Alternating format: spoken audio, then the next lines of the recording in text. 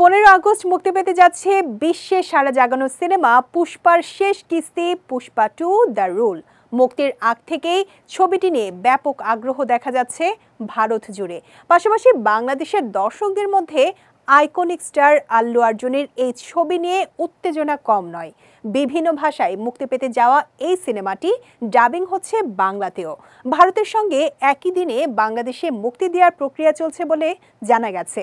তবে সিনেমাটি বাংলাদেশে আমদানি নিয়ে মুখোমুখি অবস্থান নিয়েছে দুই প্রতিষ্ঠান। প্রযোজনা প্রতিষ্ঠান জাজ মাল্টিমিডিয়া 28 মে দুপুরে সোশ্যাল মিডিয়ায় একটি স্ট্যাটাস দিয়েছে। সেখানে তারা লিখেছে, সাফটা চুক্তির আওতায় পুষ্পা 2 ভারতের সাথে বাংলাদেশও একত্রে মুক্তি পাবে, এই কথাটি সত্য। পুষ্পা 2 এর প্রযোজক অতি শীঘ্রই সারা বিশ্বের পরিবেশকের সাথে বাংলাদেশের পরিবেশকের নাম প্রকাশ করবে।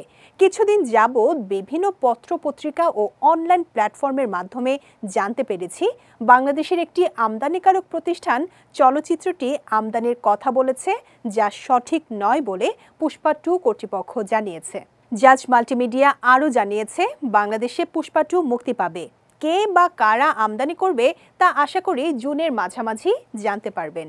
এই স্ট্যাটাসে নির্মাতা অনন্য মামুন মন্তব্য করেছেন। তিনি আব্দুল আজিজকে উদ্দেশ্য করে লিখেছেন, এর জন্যই আপনাকে এত ভালো লাগে, আপনি সত্যটা স্বীকার করলেন।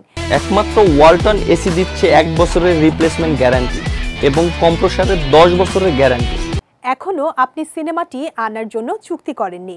এর আগে নির্মাতা ও প্রযোজনা প্রতিষ্ঠান অ্যাকশন কাট এন্টারটেইনমেন্টের কর্ণধার অনন্য মামুন দেশের সংবাদ মাধ্যমকে জানিয়েছিলেন, এরই মধ্যে ছবিটির ভারতীয় পরিবেশকের সঙ্গে আলোচনা করেছেন তিনি। হিন্দি ভার্সনে এদেশে ছবিটি মুক্তি দেওয়ার পরিকল্পনা অনন্য মামুনের।